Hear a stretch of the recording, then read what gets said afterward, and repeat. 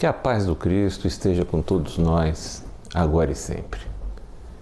Hoje é dia 18 de abril, dia de muita felicidade jamais para nós, dia de aniversário do Espiritismo, dia nacional do Espiritismo, dia do Espírita também, em alguns estados do Brasil.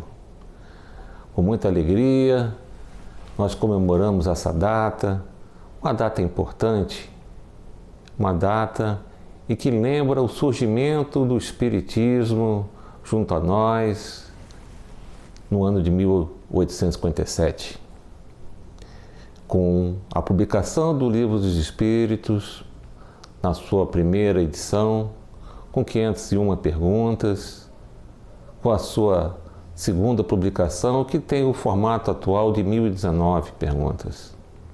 Perguntas e respostas, perguntas do codificador, resposta da espiritualidade, os bons espíritos. Muito nos alegra lembrarmos do surgimento do Espiritismo. Antes, no passado, havia também comunicação com os mortos, como também Moisés, por exemplo, proibia os hebreus naquela época a se comunicarem com os mortos. Tinham seus motivos. Naquela época era tudo diferente, né? Moisés guiava dezenas de milhares de pessoas pelo deserto. Era uma situação em que ele tinha que ser muito enérgico com as suas leis, que eram leis necessárias, adequadas para aquele povo lá naquela situação.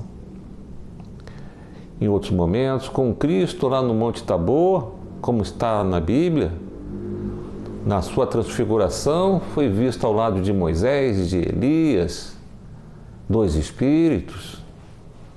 E aí nós vemos novamente a espiritualidade se comunicando, se apresentando para nós encarnados. E assim, diversas passagens, diversos momentos do passado, já havia comunicação de encarnados com desencarnados. Porém, o Espiritismo fez surgir uma doutrina, fez a sistematização, organizando o entendimento atual para nós, que seria uma síntese do pensamento e da ciência. Espiritismo, que é filosofia, que é ciência e religião. Filosofia porque ele nos diz para onde nós viemos, para onde nós iremos.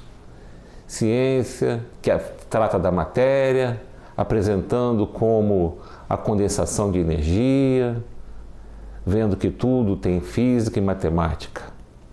Também religião, que nos permite nos voltarmos para Deus, nos religando, é o religare, é a religião.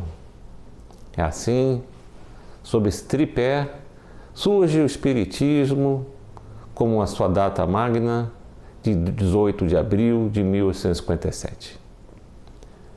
Ali está concretizada a promessa do Cristo, que está lá em João, no capítulo 14, quando ele disse que não nos deixaria órfãos, enviaria o Consolador prometido, e assim chegou para nós o cumprimento da promessa do Cristo, o Espiritismo, nos orientando, nos consolando, onde vem o Espírito da Verdade, como está lá em João 14, vem nos trazer aquilo que nós precisamos entender e compreender e vivenciar.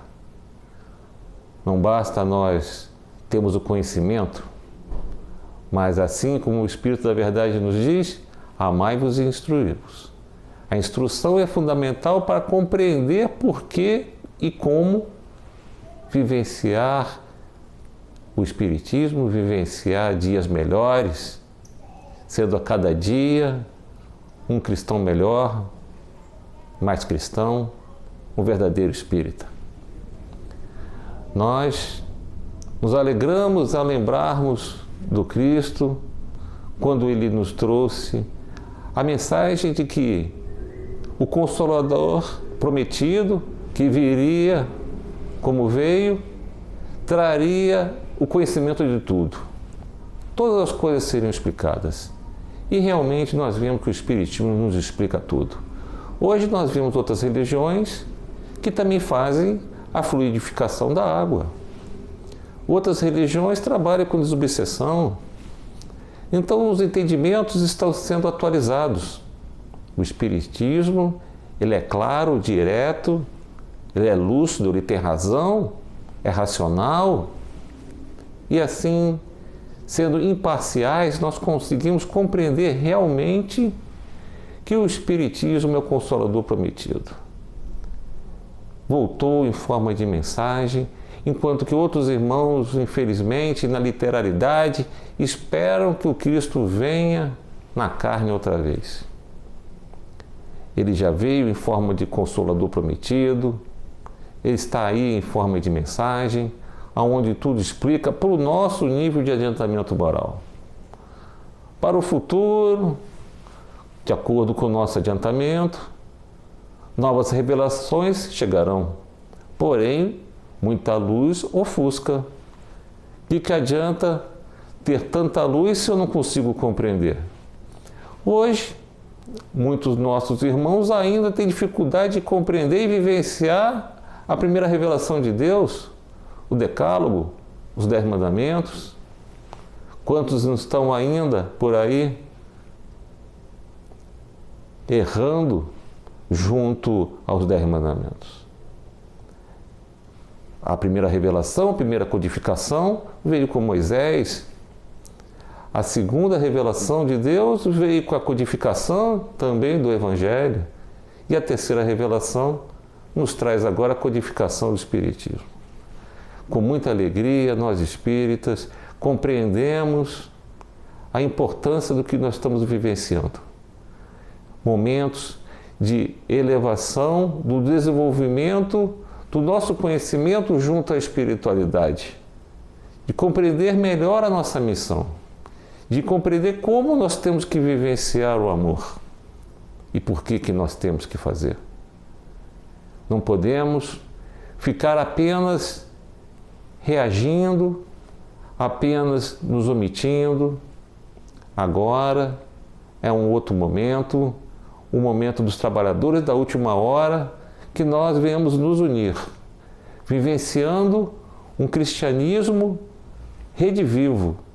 É o Cristo redivivo, é agora o cristianismo primitivo resgatado. Nós já erramos muito no passado, em outras encarnações, mas agora estamos tendo a oportunidade, com a graça de Deus, com a bênção do Cristo, com o apoio da espiritualidade superior, de sermos instrumento dessa mensagem, sendo a orientação que passa pelas nossas mãos. Somos apenas, como Chico Xavier disse, o carteiro.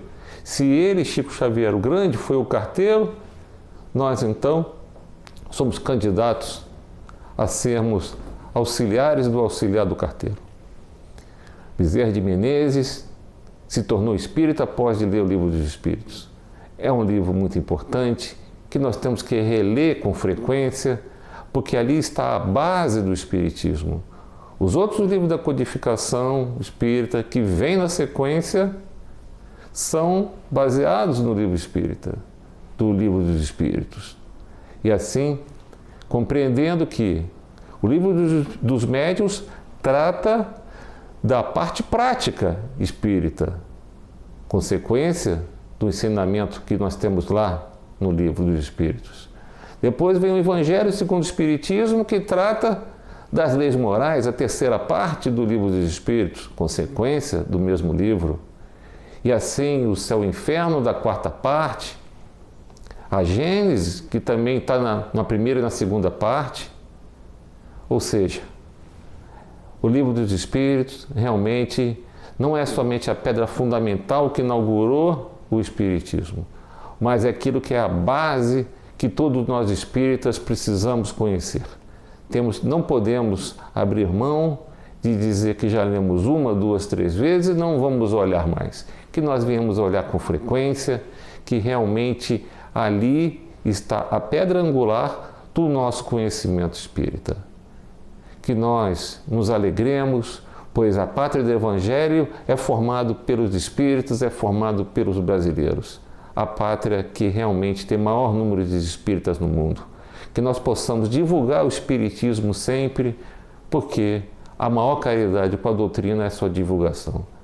Que nós amemos uns aos outros e busquemos a instrução da doutrina para termos o consolo necessário e a orientação de vida a todos os nossos irmãos. Que a paz do Cristo permaneça conosco agora e sempre.